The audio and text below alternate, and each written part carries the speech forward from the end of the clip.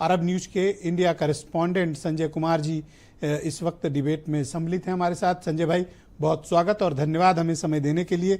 मैं आपसे जानना चाहता हूं कि ये जो युद्ध विराम हुआ है, सीज फायर हुआ है, इसमें अपर हैंड किसका था? ईरान ने क्या हासिल किया, अमेरिका को क्या हासिल हुआ और इजराइल को क्या मिला? देखिए, अगर एक तरफ से देखेंगे तो सबको अपने आप में सोच रहे हैं कि हमने सब कुछ न कुछ हासिल किया, लेकिन अगर आप देखिए फौरी तौर पर देखेंगे तो इस पूरे युद्ध में अगर कोई लूजर है तो इजराइल और अमेरिका है। Not in terms of material losses but in terms of credibility. America और इजराइल ने डिप्लोमेसी को जिस ढंग से डिस्क्रेडिट किया वो, और जिस ढंग से उसने एक वो जो वार्तालाप का जो डायलॉग प्रोसेस को जिस ढंग से डिस्क्रेडिट किया, इसकी वजह से अब ये हो गया कि कोई भी कंट्रीज, थर्ड वर्ल्ड का कोई भी मुल्क इन पे भरोसा करने से घबराएगा।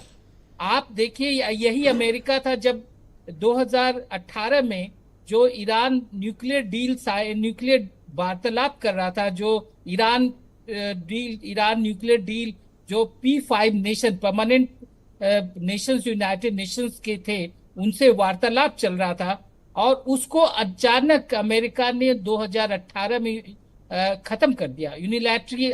दैट वाज जब ट्रम्प फर्स्ट टर्म में थे, और वो भी नेतन्याहू के प्रेशर में।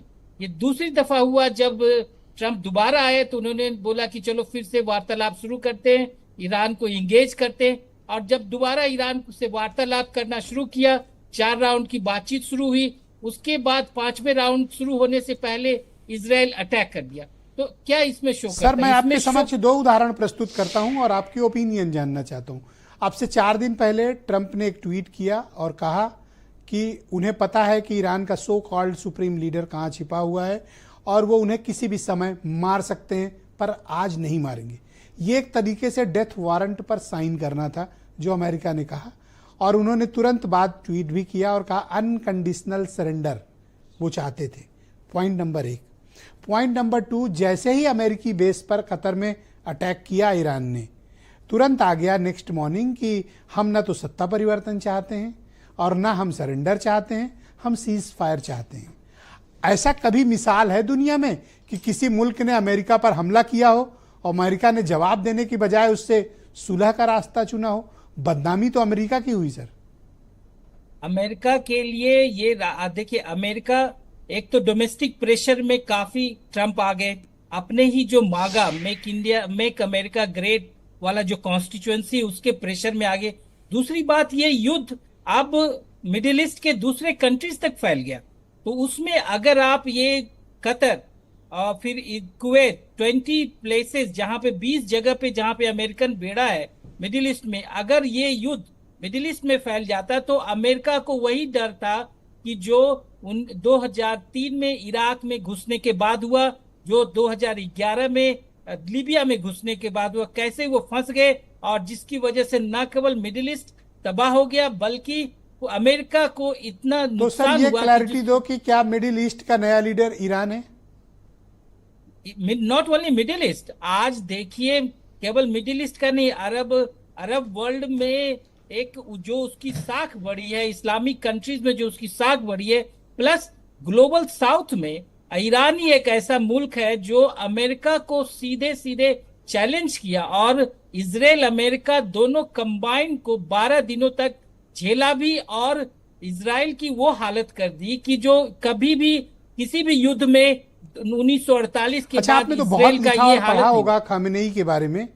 क्या शख्सियत है ये व्यक्ति के 83 ईयर ओल्ड ये लीडर, सुप्रीम लीडर, अमेरिका और इजराइल के सामने भी नहीं झुके, जबकि दुनिया के बड़े बड़े मुल्कों को मैं देखता हूं कि अगर अमेरिका किसी मामले पर अपना वीटो लगाता है तो उनके सुर बदल जाते हैं।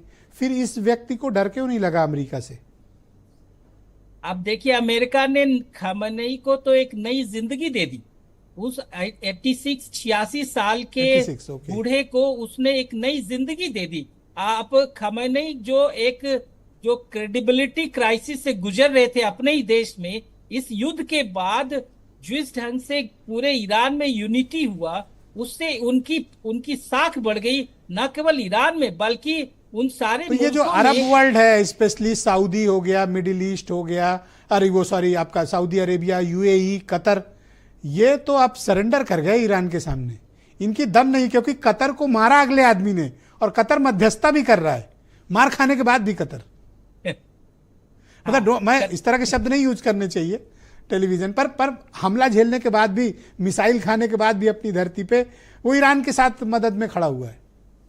उन उन देशों की मजबूरी है कि वो अमेरिका के साथ रहना चाहेंगे, क्योंकि उनको सिक्योरिटी उन्हीं से मिलता है। लेकिन इस वाक्य के बाद, 12 दिन के युद्ध होने के बाद, आप देखिए मिडिल ईस्ट के सारे कंट्रीज अपने सिक्योरिटी सिनारियो को फिर से रीअसेस करेंगे, फिर से वो जानने की कोशिश, अपने को फिर से तो मैं ये मानूं कि मिडिल ईस्ट पर अब ईरान का दबाव बढ़ेगा।